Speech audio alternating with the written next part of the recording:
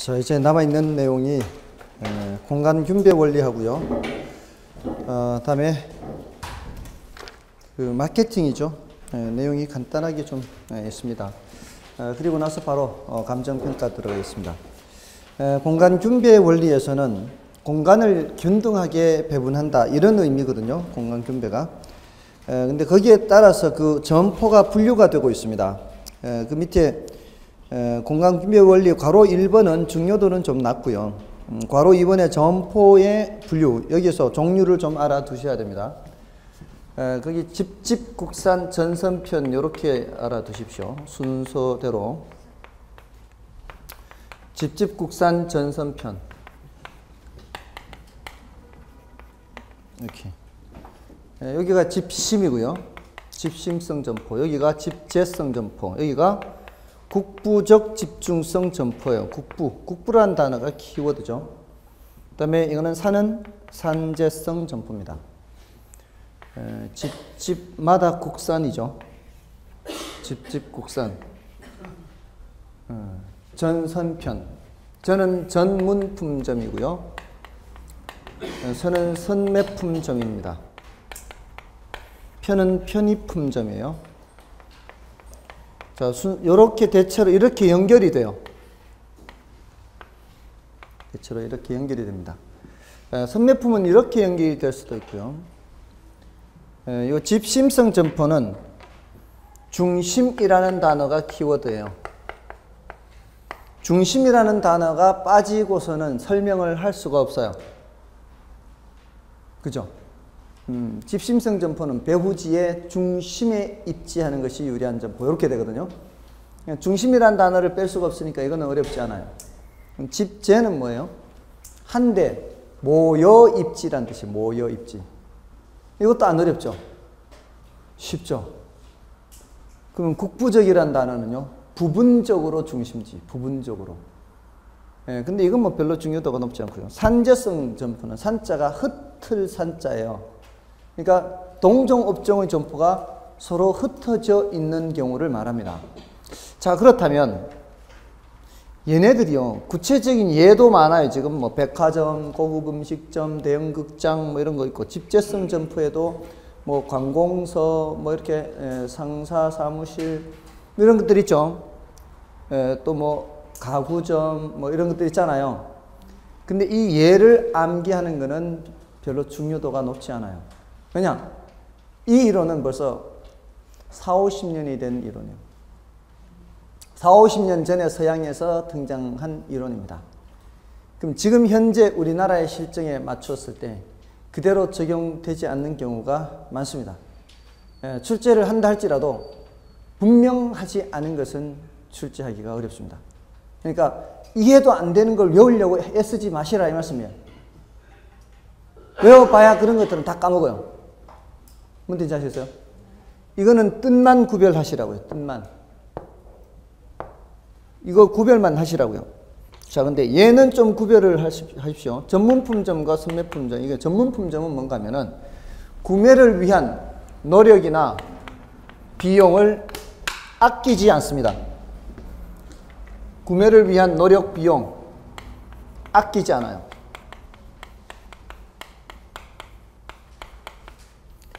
매니아예요, 매니아. 그러니까 거리가 멀어도 찾아가고요. 돈이 많이 들어도 삽니다. 살 거는 삽니다. 선매품은 요거는 비교 후 구매란 특징이 있어요. 비교 후 구매. 이거 취미 기호와 관련될까요? 안 될까요? 취미 기호와 관련될까? 안 될까요? 선매품, 비교 후 구매, 뭐 액세서리 같은 거, 또는 가구점, 또는 의류점, 취미 기호 관련됩니다. 이거 취미 기호 관련될까? 안 될까요? 다 관련돼요. 다 관련되는데 얘는 특별한 어떤 애착을 갖고 있는 그런 정도예요. 그러니까 더 강한 거죠. 그런 취미 기호 이런 것들이. 그래서 노력이나 비용을 아끼지 않는 그런 거고요. 얘는 그냥 비교 후 구매하는 정도. 여러분들 비교 후 구매하는 게 어떤 게 있나요? 전자제품 그런 것도 구매하고 옷도 그렇게 하지 않나요? 옷 가구도 그렇게 하지 않나요? 예, 그런 것들이 선매품이에요. 이 고를 선자입니다. 선자가. 됐나요? 고를 선자입니다. 이 한자가. 이렇게 비교하면 돼요. 이 정도면. 더 이상 들어갈 필요가 없다 이 말입니다. 자, 넘어가시고 이제 마케팅으로 갑시다. 자, 마케팅에서는 563쪽에 마케팅 의의는 의의부터 뭐 마케팅 환경이 이거는 별로 중요하지 않습니다. 주로 출제되는 게 마케팅 전략입니다. 지금까지 마케팅 전략에서 거의 출제된 거예요. 다른 데서는 광고에서 한 문제 나왔고요. 거의 마케팅 전략에서만 출제가 됐습니다. 그 마케팅 전략은 마케팅 전략. 요거는 시고관이에요. 시고관. 시장 점유 마케팅 전략하고요. 고객 점유 마케팅 전략. 그 다음에 관계 마케팅 전략. 이렇게. 시장 점유 마케팅, 고객 점유 마케팅, 관계 마케팅.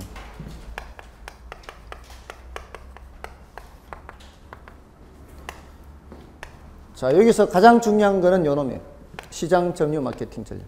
거의 이쪽에서 많이 출제가 되고요.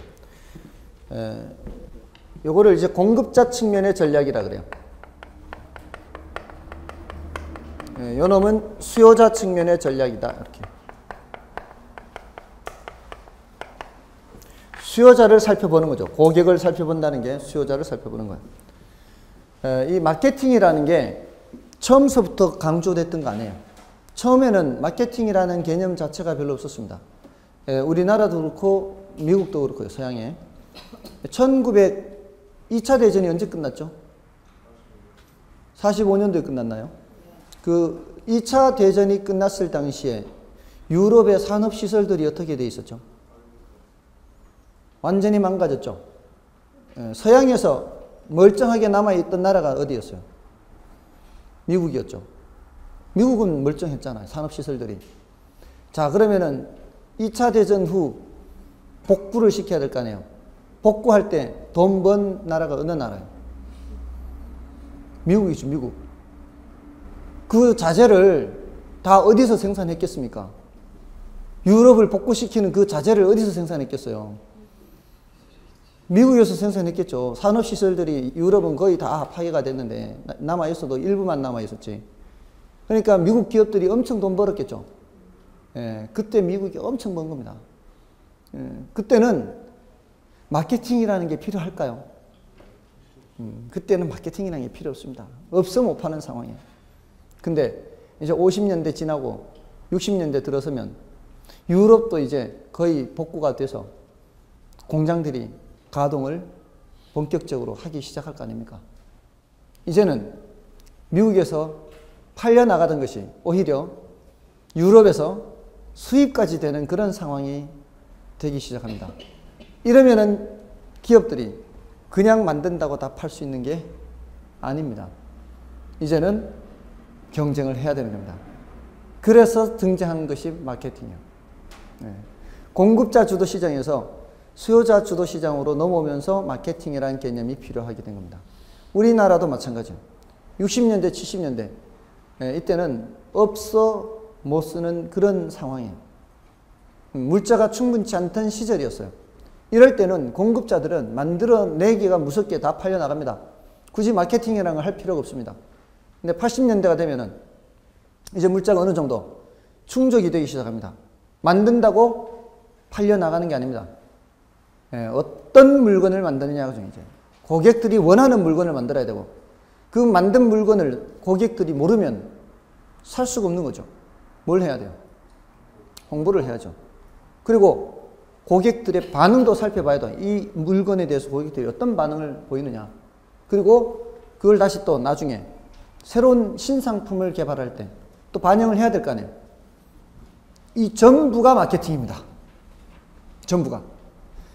처음에 기획부터 시작해서 실제로 물건을 만들고 그다음에 홍보하고 판촉 활동하고 AS하고 반응을 봐서 그 반응을 다시 새로운 제품에 반영하는 것까지 전부 과정이 뭐라고요? 마케팅이에요. 그러니까 마케팅은 한마디로 얘기할 수가 없어요. 그냥 전체 과정이다. 그걸 통해서 결국은 기업 이윤을 극대화시키려고 하는 활동이다. 이렇게 생각을 해야 돼요. 뭐 광고다 또는 판매다 이렇게 한마디로 얘기할 수 있는 것이 아니다 이 말입니다. 됐나요? 그 마케팅에서 이제 주로 출제되는 게 이제 마케팅 전략이고 이 시장 점유 또는 고객 점유 관계 마케팅 시고관이에요. 시고관. 여기서 시장 점유 마케팅을 다시 STP 전략하고 4P 믹스 전략으로 나눕니다. 이걸 알아야 돼요. 이제. 별로 페이지 수가 많지 않은데 이 내용을 알아야 돼요. 이거는 시장을 세분한다 그래요. 시장을 세분하는 거는 이제 수요자를 세분하는 거예요. 수요자. 고객을 나누는 거예요. 성인이냐 아동이냐 남성이냐 여성이냐 소득 수준이 높은 사람이냐 소득 수준이 낮은 사람이냐 이렇게 나누는 거를 인구 경제학적 특성에 따라 나눈다 그래요. 수요자층을. 다음에 표적을 정해요. 타겟. 그 중에서 내가 어떤 시장은 자신 있다. 이런 자신 있는 시장을 정한 후에 차별화를 하는 겁니다. 이 차별화는 상품을 차별하는 거예요. 상품을. 이미 기존의 그 시장, 내가 타겟으로 삼은 시장에 이미 기존의 제품들이 있을 가능성이 많죠. 그럼 그 기존의 제품과는 뭔가 달라야 된다는 거예요. 똑같아서는 안 된다는 거죠. 근데 이게 번역이 재미있어요. 포지션이죠. 포지션. I 맞나요? 포지셔닝. 포지셔닝. 이게 위치죠. 위치. 위치인데 포지셔닝 하면은 자리 잡는 거 이런 뜻이거든요. 근데 이게 자리 잡는 건데 차별화로 번역하고 있죠.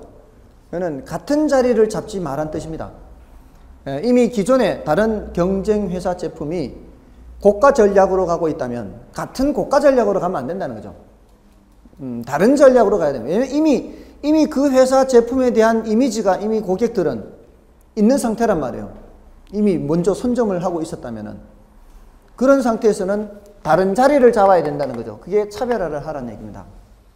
그래서 그 다른 자리를 잡으라는 게 네 가지를 섞어서 잡으라는 거예요. 이 네 가지도 섞어서 묻습니다. 우리 시험에서.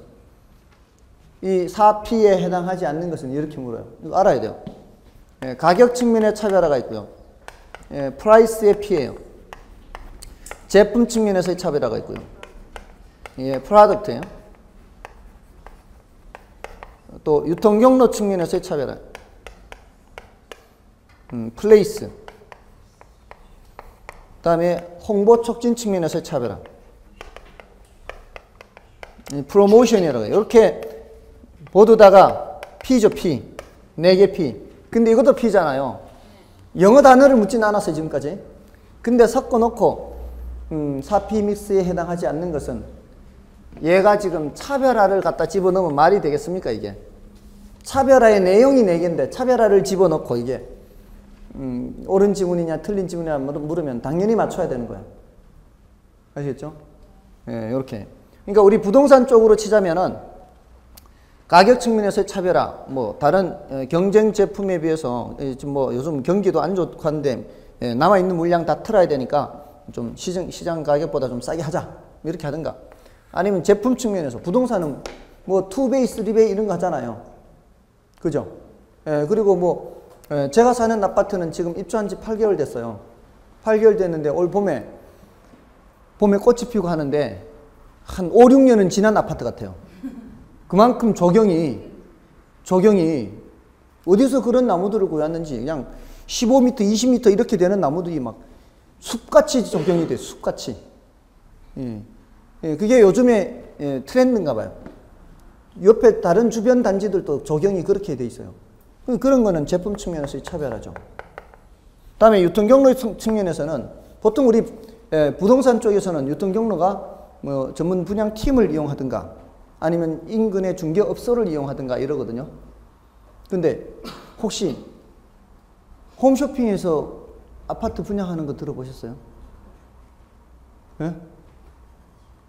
안 보셨어요? 보신 분 안 계세요? 작년부터 홈쇼핑에서도 분양을 합니다. 그 유통경로예요.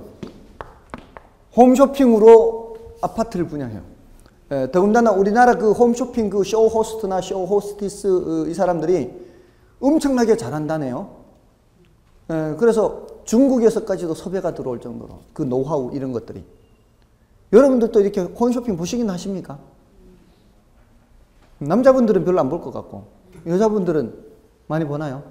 보면은 진짜 잘하는 것 같아요. 이렇게 막 안 사면은 손해보는 것 같아. 막 마감 임박 3분 남았습니다. 뭐 이렇게 이러면은 막 누르고 싶은 생각이 들거든요.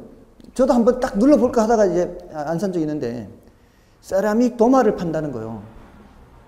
도마. 세라믹 도마를 이 선전 광고하면서 막 이 칼집이 안 생기니까 위생적이다. 그렇잖아요. 이게 깨끗하게 이렇게 씻을 수 있으니까. 정말 굉장히 마음에 들더라고, 그게. 위생적이라는 그 한마디에. 그래서 누를까 했어요, 이거를.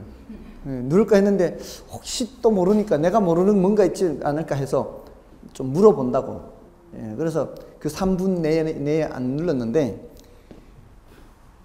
이게 이렇게 자를 때 이렇게 세라믹이니까 이게 충격 흡수가 안 되잖아, 이게.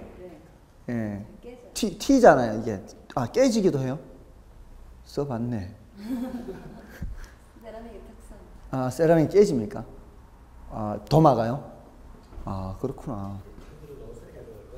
칼질을 너무 세게 해서 그런 거 아닌가, 진짜? 아니, 땅바닥에 떨어지고 부서지고. 그래요? 약하네, 세라믹이. 그게 칼도 세라믹 칼이더만요. 그것도 또 풀어줘. 아하, 그렇구나. 안 사길 잘했구나. 하여간 그 유통경로라는 게 그렇다고요. 유통경로라는 게 전문 분양 팀을 이용하든가 인근의 중개업소를 이용하든가 홈쇼핑을 하든가. 근데 홍보촉진 있죠. 이 홍보촉진은 우리나라는 지금까지 홍보할 때 보통 뭐 유명 연예인을 쓴다든가 많이 그렇게 해왔잖아요. 홍보할 때. 근데 뭐 실제로 그 물건을 써본 사람을 모델로 기용한다거나 뭐 이런 것도 있고 여러 가지 이렇게 측면에서 차별화를 할 수가 있다는 거죠. 이렇게 네 가지를 섞어서 차별화를 하라는 얘기예요. 그게 이제 시장 점유 마케팅 전략이에요. 시장을 점유한다는 점이죠. 근데 요거는 사람을 잡으라는 얘기예요. 여기 아이다 원리. 아이다 원리는 여기 이제 A가 attention 주목한다는 얘기고요. I가 interest 흥미를 갖는다는 얘기고요. D가 desire 욕망이란 뜻이에요. A가 action 행동이란 뜻이에요. 사람들이 이런 단계를 거쳐서 온다는 거예요. 이렇게. 근데 요 단계에 있는 사람한테 섣불리 너무 이렇게 해버리면 역효과가 날 수 있다는 거예요. 좀 적당하게 해야 돼요. 적당하게. 그러니까 옷가게에 갔는데 그냥 지나가다 들러본 사람이에요. 근데 그 사람한테 이것도 입어보세요, 저것도 입어보세요 이러면은 다음엔 그 집에 안 가겠죠? 그러잖아요. 근데 이 단계에 있는 사람한테는 적극적으로 뭐 알려도 주고 뭐 코치도 해주고 해야 될 거 아니에요. 이 단계에 있는 사람한테 멀뚱멀뚱 하면은 또 다른 옆집으로 가버리겠죠. 그러니까 이걸 잘 살펴보라는 거죠. 그러니까 이게 여자분들은 이걸 잘 한다는 거예요, 보통. 여자분들은. 남자분들은 이게 좀 둔하고요. 그러니까 이 오픈을 해도 남자분하고 남자 사장님, 여자 사장님 같이 이렇게 하는 것도 괜찮아요. 중개할 때. 남자 사장님들끼리 하는 건 별로 못 봤어요. 그런 경우는 별로. 여자 사장님들끼리 하는 건 좀 봤고요. 이런 게 여자들이 잘해요. 제가 과일 가게를 가도 마찬가지요. 과일 가게를 가면은 남자 사장님이 있을 때는 이렇게 제가 이거 얼마요? 그러면은 얼마요? 그냥 대답해놓고 계속 TV 봐요. 뉴스 보고 있고. 근데 이제 여자 사장님 있으면 얼마요? 물으면 벌써 한 장 뜯어가지고 나와 이렇게. 이게 나아요? 저게 나아요? 그럼 벌써 담고 있어요.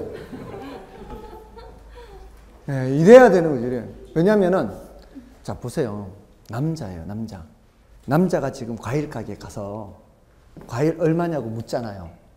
그 소리는 여기 있다는 소리예요. 여기. 예? 남자들이 지금 과일 가게 가서 물어보는 사람들이 얼마나 있습니까? 지금 나 사러 왔어요 하는데도 못 파는 사람은 그 바보지. 그렇지 않나요? 대부분 그래요. 대부분은. 남자들 중에서는 그 옷 사러 가는 경우도 마찬가지예요. 옷을 사러 옷가게에 갔다는 얘기는 나 오늘 반드시 사가지고 간다 이 뜻이에요. 그냥은 안 돌아갈 거다 이 소리인데 그냥 돌아가게 만들면 바보 같은 사람이죠. 그러니까 이 행동에 따라서 요 단계에 있는지 요 단계에 있는지 잘 보고 해야 된다는 거죠. 맞나요? 근데 지금 이쪽 동네는 지금 총각들이 많은 것 같은데 총각이 지금 총각이지. 이쪽에 총각이 많은 것 같은데 이거 잘해야 됩니다. 이걸 잘해야 되지. 지금 상대는 요 단계에 있는데 벌써 잡아뜨릴 생각하고 이러면 안 되는 거예요. 그러면 이제 못하는 거예요, 연애를. 자, 이 잘 하라고 이거를. 그다음에 이제 관계 마케팅. 이거는 관계 마케팅은 지속적 관계를 중시하는 거예요. 수요자하고 공급자. 수요자 공급자의 지속적 관계를 중시하는 거예요. 지속적 관계.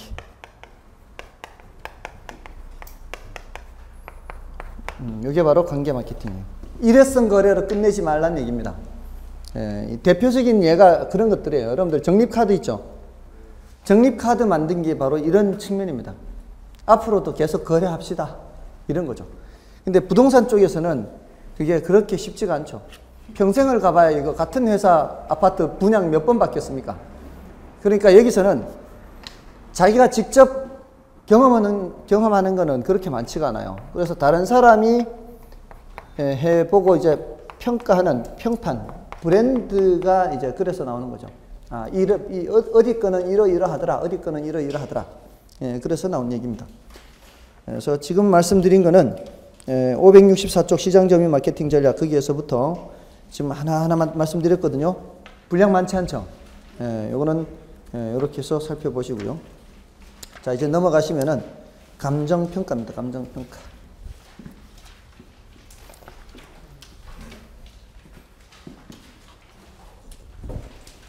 자, 여기 문제들이요. 여러분들 좀 문제를 풀어보시나요? 기본서의 문제 좀 풀어보시나요? 문제 좀 잘 풀어보십시오. 이 문제를 여러분들이 좀 풀어보시고 질문도 좀 하시고 하십시오. 지금 여기 있는 문제가 굉장히 좋은 문제들입니다. 하나같이. 다 이 기출 문제들은요. 여기 다 기출 문제들이에요. 보시면 아시겠지만 다른 모의고사 문제들은 오류가 많습니다.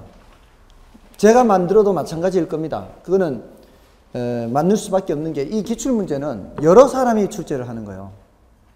여러 사람이 출제해서 다 검토를 하는 거예요. 이건 또 이 국문학과 학생들한테 이렇게 이제 문장의 오류 같은 거 이런 것도 다 걸러내요. 그렇게 해서 만들어지는 게 이 기출문제예요. 근데 모의고사 문제는 한 사람이 만드는 거잖아요. 한 사람이 만드는 것이기 때문에 이게 문장의 오류가 있을 수도 있고요. 내용의 오류가 있을 수도 있습니다. 중복답이 있을 수도 있고요. 그리고 우리가 또 국문과 출신이 아니잖아요. 국문학과 출신이 아니니까 문장의 오류도 있을 수 있습니다. 그러니까 될 수 있으면 이 기출문제들을 많이 살펴보시기 바랍니다. 틈나는 대로. 이제 한 2번 정도 보신 분들은 이제 1, 2월 달부터 공부하시는 분들은 1, 2, 3, 4 이렇게 되면은 기출문제를 풀 때가 됐어요. 그래서 지금 다들 기출문제 집도 나오고 기출문제를 다들 풀기도 하고 하잖아요. 여기는 지금 이 기출문제 10년치가 다 수록되어 있는 상태니까 그리고 지금 이 교재에 대해서 따로 기출문제 집으로 출판한 것도 있어요. 기출문제 집으로. 근데 여러분은 따로 그 책을 살 필요가 없잖아요. 지금 다 여기 있으니까. 근데 그거를 사람들이 그 책을 보고요. 이런 문제집 2차는 없냐 이렇게 문의가 올 정도예요. 그러니까 그만큼 이 해설이라든가 이런 것들을 신경 써서 해놨다 이 말이에요.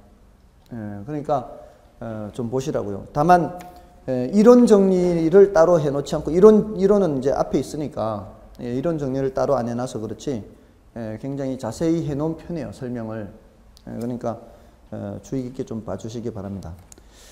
자, 이제 감정평가론으로 넘어가서요. 감정평가는 576쪽 이제 감정평가 기초부터 앞에 이제 감정평가 이론에 해당하는 부분하고 뒤에 이제 감정평가 3방식에 해당하는 부분이 있는데 지금 앞부분에 해당하는 거를 이쪽에 좀 적어드리면은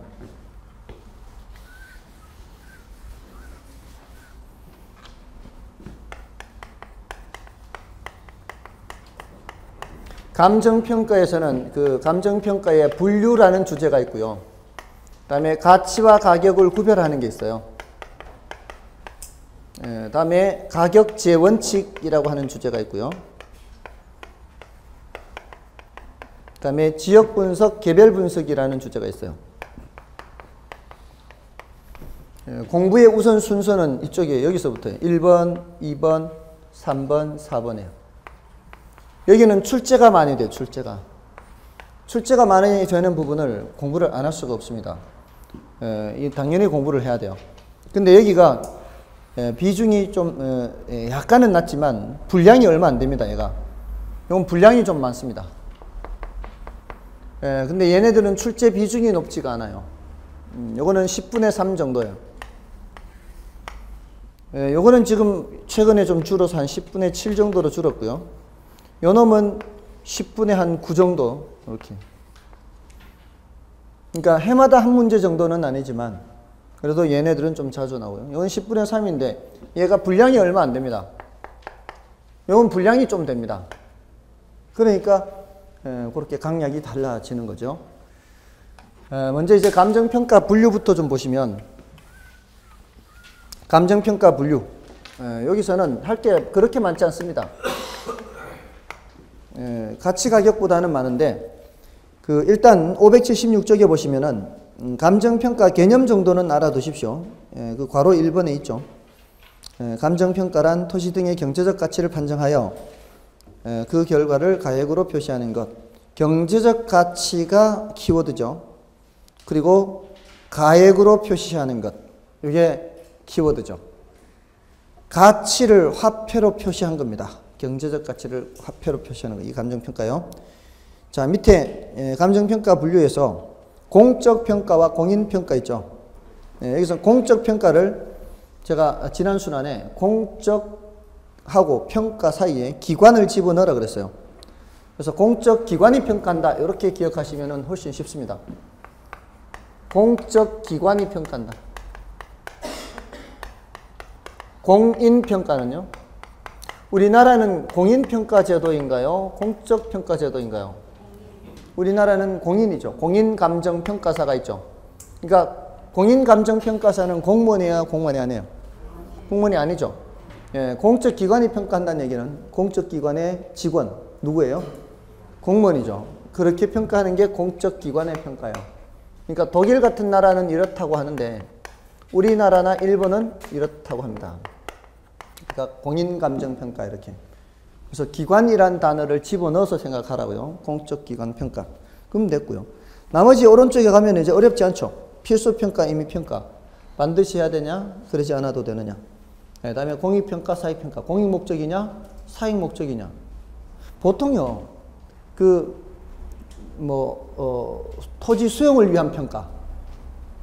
또 표준지 공시지가 평가. 이런 거는 공익이겠어요? 사익이겠어요? 공익을 위한 거죠. 공익을 위한 사업이란 말이에요. 이 표준지 공시지가. 그런 것들은 법정평가입니다. 대체로. 법에 정한 대로 해야 돼요. 그리고 반드시 해야 되는 평가예요.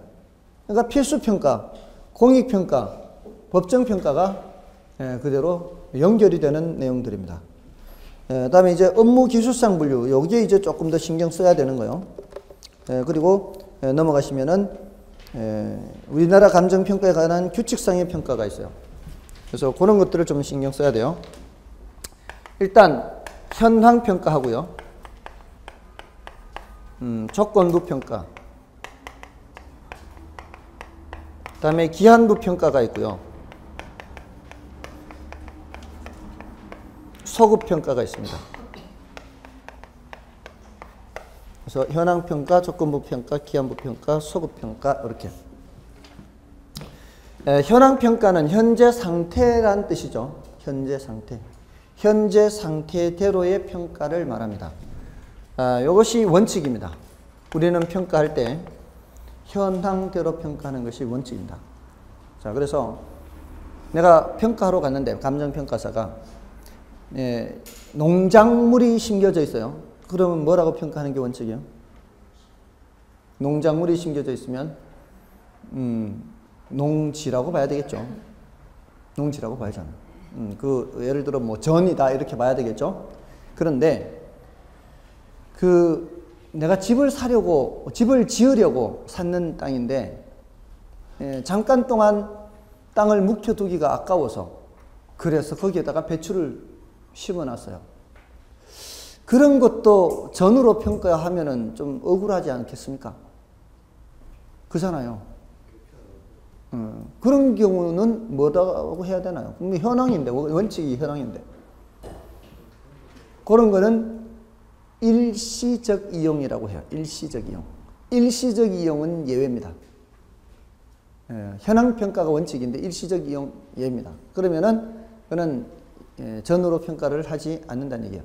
또 밭인 줄 알고 갔더니만 건물이 지어져 있어요. 주택이 지어져 있어요.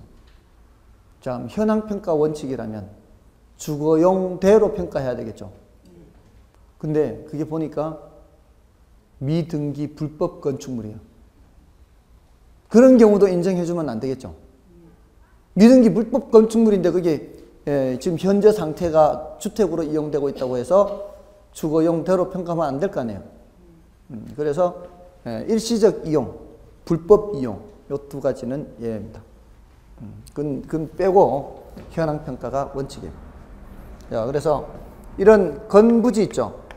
지상에 건물이 있는 이런 건부지. 이 건부지 평가가 바로 현황평가의 예입니다. 건부지 평가. 지상에 뭐가 있는 상태예요? 지상에 건물이 있는 상태대로의 현재 상태 평가다. 이렇게. 다음에 조건부 평가. 이게 예외입니다. 원칙은 이렇게 하지만 조건부 평가로 할 때도 있어요. 여러분들 표준지 공시지가 평가 있죠? 표준지 공시지가가 바로 이런 조건부 평가요. 나지 상정 평가라고 합니다.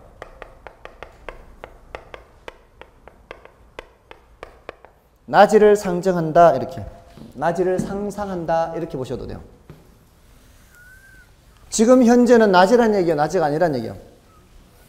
나지가 아니란 얘기죠. 그러니까 나지 상정. 이거를 나지 상정 평가한다 이렇게. 자, 표준지 공시지가를 그렇게 하는 이유가 뭘까요? 전국에 50만 필지의 표준지가 있습니다. 그리고 3천 수백만 필지의 토지가 있어요. 3천 수백만 필지의 토지 중에서 50만 필지는 약 60한 1, 2, 3분의 1이에요. 대충 그냥 60분의 1이에요. 60분의 1. 그러니까 60개 필지 중에 한 개꼴로 표준지라는 게 선정되어 있다고요. 그러니까 여기 여러분들 지적 공부를 떼보면은 여기 지금 몇 번지 몇 번째가 나오죠. 지금 몇 번지 몇 번지 몇 번지 이렇게 쭉 가면서 중간중간에 표라고 쓰여 있는 게 있어요. 표라고. 중간중간에. 이게 표준지란 뜻이에요.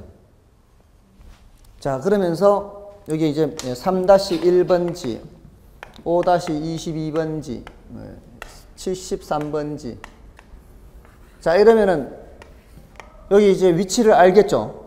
아, 요 위치가 3-1번지야 하면서 요건 지금 도면이고요. 요거는 도면에 있는 거고.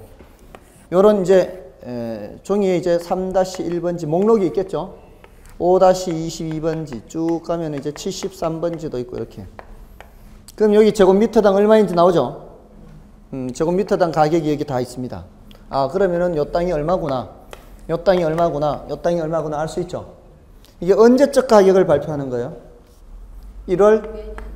매년 1월 1일 가격을 발표하는 거예요. 자, 그러면은 1월 1일 발표할 당시에 지상에 어떤 건물이 있었는지를 이거 자료를 살펴보는 사람이 늘 신경 쓰면서 그 건물 생각해야 될까요? 지상에 어떤 건물이 있었는지를 늘 생각하면서 이게 얼마짜리다 이렇게 해야 될까요? 지상에 어떤 건물이 있는지 알 수 있어요? 몰라요? 이거는 지금 전국에 있는 모든 사람이 다 보는 건데 이거 안 가보고는 이 지상에 어떤 건물인지 알 수 없잖아요. 그러니까 어떻게 발표를 해야 될까요? 처음서부터 지상에 아무런 건물이 없는 것처럼 해서 발표를 해야 된다고요. 이 자료를 보는 사람이 일일이 쫓아다니면서 다 건물을 확인할 수 없잖아요. 예? 그냥 표준지 50만 필지인데 전국에 50만 필지를 다 쫓아다니면서 그게 그럼 보세요. 1월 1일 당시에는 철거 중이었어요. 예? 3월 1일 날에는 새로운 건물이 들어서 있어요. 뭐 이렇게 중간중간에 바뀔 수 있을 거 아니에요. 그 지상의 건물 상태에 따라 이 땅값이 바뀌면 돼, 안 돼요? 안 될 거 아니에요. 지상의 건물 상태에 따라서 땅값이 바뀌면 안 될 거 아니냐고요. 그러니까 표준지 공시지가는 애초부터 어떻게 발표해야 된다고? 낮이 상정으로 발표를 해야 된다고, 발표할 때. 그렇잖아요. 조사하러 갔을 때는 건물 헐고 있었고, 예? 1월 1일 당시에는 건물이 없는 낮이 상태였고, 또 뭐 3월 1일 당시에는 건물 다 지은 상태고, 수시로 바뀔 거 아니에요. 수시로 바뀌니까 발표할 때는 다 낮이 상정 평가를 해야 돼요. 이것뿐만이 아니라 보상평가 있죠. 우리 손실 보상. 보상평가도 낮이 상정 평가예요. 이런 경우에는 다 낮이 상정 평가예요. 다음에 기한부 평가와 소급 평가는 기준 시점 개념을 알아야 돼. 기준 시점. 요거 중요합니다. 기준 시점. 이거는 이 용어 자체가 중요해요. 이건 감정평가의 기준이 되는 날짜를 말해요. 감정평가의 기준이 되는 날짜.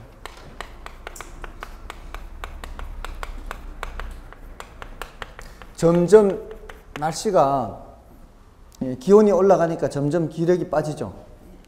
지금 뭐 보니까 쉬는 시간에 완전히 퍼지기도 하고요.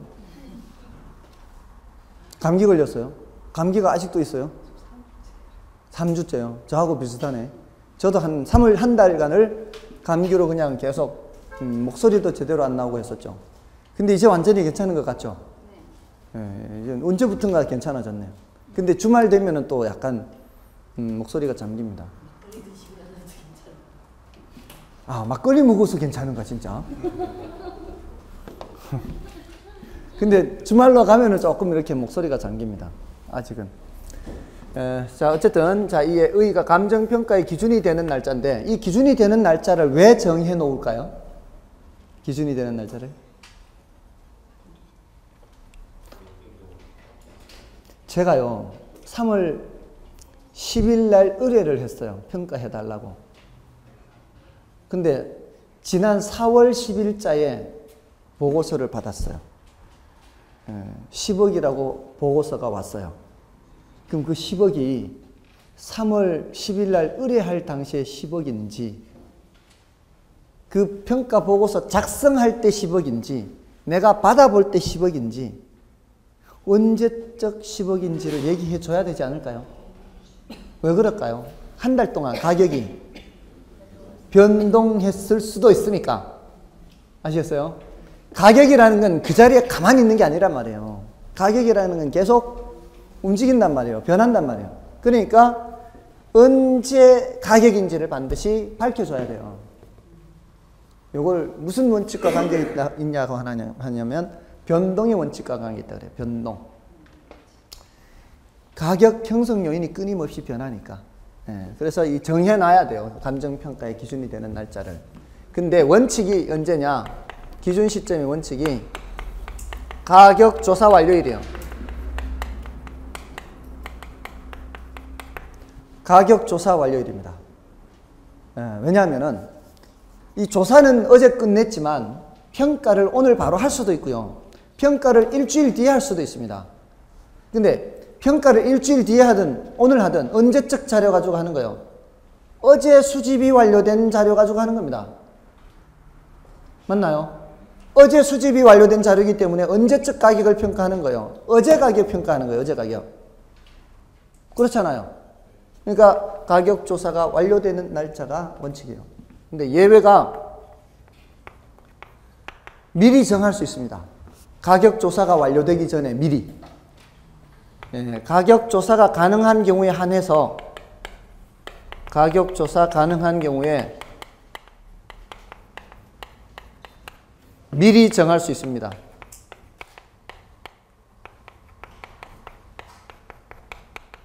미리 정할 수 있다.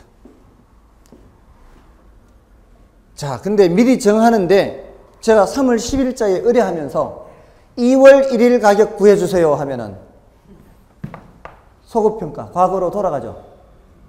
맞나요? 3월 10일자에 의뢰를 하면서 5월 10일자 가격 구해주세요. 그럼 뭐예요? 기한부 평가요. 이런 거는 거의 안 된다고 봐야 돼요. 가격 조사가 거의 불가능하다고 봐야 돼요. 미래를 어떻게 조사를 하겠습니까? 이런 경우는 있어요. 소급평가는 주로 상속과 관련해서 할 수 있어요. 상속, 재산 싸움 할 때 상속은 언제 발생하는 거예요? 사망과 동시에 발생하죠. 그렇기 때문에 이 분쟁이 발생할 수 있어요. 상속은 피 따라가는 건 아시죠? 피 따라. 상속은 피 따라가는 거죠. 다들 알고 계시죠? 그러면 그거는 다들 알고 계시는 거 보니까 재산이 좀 있나 봐요. 만약에 이혼한 사람들 둘이서 다시 만났어요. 둘 다 각각 10억, 5억씩 들고 있었어요. 5억씩. 각각의 재산이에요. 재혼을 했어요. 애를 하나씩 데리고 왔어요. 자, 이제 남편이 죽었어요. 그럼 남편이 갖고 있던 5억이 어떻게 돼요? 남편이 갖고 있던 5억이 어떻게 돼요? 배우자 1.5, 자녀 1. 그럼 어떻게 해요? 어느 자녀? 다? 자기가 낳은 애. 저쪽에서 데려온 애는 피가 안 섞였죠? 피 따라간다 그랬잖아요. 내 피 없잖아. 내 피 없으면 그리 안 간다고. 내 피 없잖아, 거기는. 데리고 온 애는. 그러니까 배우자한테 1.5, 내가 낳은 애는 1. 그럼 모두 2.5죠. 그러면 그걸 2배로 해요. 5를 해요. 5등분. 1.5등분 이렇게 하면 헷갈리니까 항상 2배를 한다고. 그럼 5배가 되죠. 5등분 되죠. 그래서 셋은 아내가 갖고 둘은 애가 갖는 거예요. 아시겠어요? 그럼 애한테 2억이 가고 아내한테 3억이 가요. 그 상태에서 아내가 다음날 죽었어요. 그럼 어떻게 될까요? 그 아내가 갖고 있던 8억이 모두 쟤한테 가는 거예요. 피 따라가니까. 얘는 안 오니까. 그 8억이 다 저쪽으로 가는 거예요. 그러면 이제 아내가 먼저 죽으면요. 아내가 먼저 죽으면 아내가 갖고 있던 5억이 남편한테 3억 가고 데리고 온 애한테 2억 가는 거예요. 그리고 나서 다음날 남편이 죽었어요. 그럼 남편이 갖고 있던 8억이 다 애한테 가는 거예요. 이쪽 애한테. 자, 그러니까 사고가 났어요. 사고가 나서 둘 다 죽었어요. 누가 먼저 죽었느냐에 따라서 저쪽으로 8억이 가느냐 이쪽으로 8억이 가느냐 이렇게 된다 이 말이에요. 그러니까 기록으로 남겨놔야죠. 내가 나중에 죽는다 이렇게. 죽는 순간에도 기록을 남겨놓으면은 그래서 그래서 이 재난 같은 거, 비행기 같은 재난 사고로 이렇게 사망을 했을 때는 누가 먼저 죽었느냐 분명히 누가 먼저 죽었을 수 있잖아요. 동시에 죽었다는 게 입증이 안 되는 거잖아요. 그럴 때는 누가 먼저 죽었느냐에 따라서 큰 차이가 있다고. 그런 소송과 관련해서 이런 기한 소급평가는 있을 수 있어요. 재난사고로 죽으면 세금이 없는 건가요? 예? 세금이 없는 건 면제되는 건가요? 아니, 그러지는 않습니다. 다 상속세 내야죠. 상속세 내야죠. 아, 그래요? 상속세는 내야 되지 않나요? 자, 어쨌든 소송과 관련해서 그런 얘기 하고요. 역시 하여튼 피 따라가는데 이런 복잡한 것을 없애려면은 혼인신고 안 하면 되죠. 그냥 사실혼 관계 있으면 돼, 사실혼 관계. 그죠? 서로 속 편한 거죠. 사실혼 관계 있으면. 자, 기준 시점 중요합니다, 이거.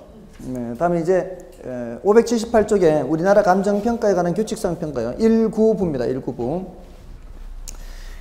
이게 이제 원칙은 개별평가입니다. 원칙은 개별평가인데 하나하나 하는 것을 개별평가라 그래요. 그러니까 이런 건물과 밑에 땅이 있으면은 원칙은 어떻게 해야 된다고요? 얘는 얘대로, 얘는 얘대로 하는 게 원칙이다 이 말이에요. 근데 예외적으로 일괄평가가 있어요. 일괄평가. 일괄평가는 키워드가 이거예요. 키워드. 여러분들 키워드 빼고는 문장을 못 만들어요. 제가 이렇게 문제를 만들잖아요. 모의고사 문제를 만들면 키워드를 빼고는 문장을 만들 수가 없어요. 이거는 이제 일체로 거래되거나 용도상 불가분의 관계 이런 말을 빼고는 문장을 못 만듭니다. 그러니까 용도상 불가분 관계 이렇게 이걸 키워드를 기억하시고 이럴 때는 일괄해서 평가할 수 있다 이렇게. 또 구분평가가 있어요. 일괄평가 말고 구분평가. 요거는 가치를 달리하는 부분 이렇게. 가치를 달리하는 부분은 구별한다 이 말. 구별. 그다음에 부분평가죠. 이 부분평가는 부분만 평가하라니. 부분만. 일부분만 평가하라. 이걸 만자를 집어넣어 여기. 부분만 평가한다. 여기는 평가의 특수한 목적, 합리적 조건이 수반되는 경우. 어떤 게 합리적 조건, 특수한 목적일까요?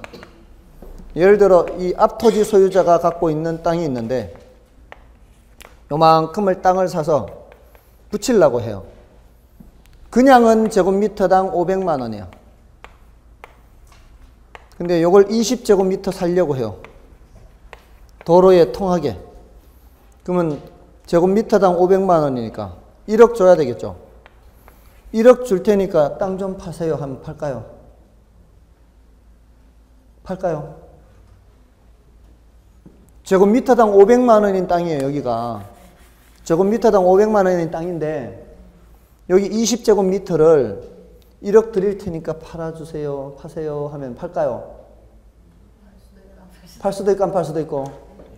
예. 안 팔아요. 왜 팔아요, 이거를? 이 뒷토지 소유자는 여기에 편입돼 버리면 땅값이 많이 올라가겠죠. 그러지 않겠어요? 맹지가 자루형 토지가 될 거 아니에요. 근데 제곱미터당 500만 원인 땅을 20제곱미터라고 그냥 곱하기 20해서 팔겠냐고. 안 팔지. 안 팔아요.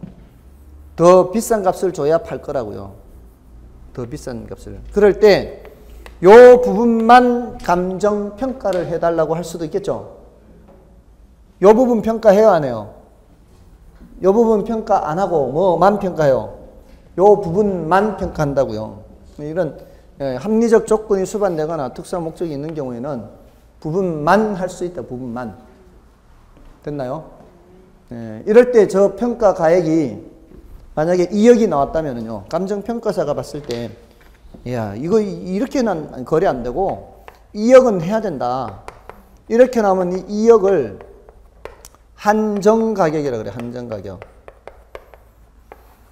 요 제한된 당사자 사이에서만 거래될 수 있는 가격이다 얘기예요. 딴 사람한테는 안 되는데 요 두 사람 사이에서만, 한정된 당사자 사이에서만 합리성 인정되는 가격이다. 이렇게. 요때 이 2억을 평가할 때 기여의 원칙을 적용해요. 기여의 원칙. 이따 얘기할 거예요. 이따가. 기여의 원칙 얘기합니다. 요게 이 토지에 얼마만큼 기여를 많이 했느냐 그것 따지는 거예요. 됐습니까? 자, 이렇게 구분평가, 부분평가까지 했고요.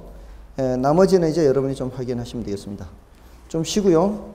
이제 가치, 가격, 다른 내용들을 말씀드리겠습니다.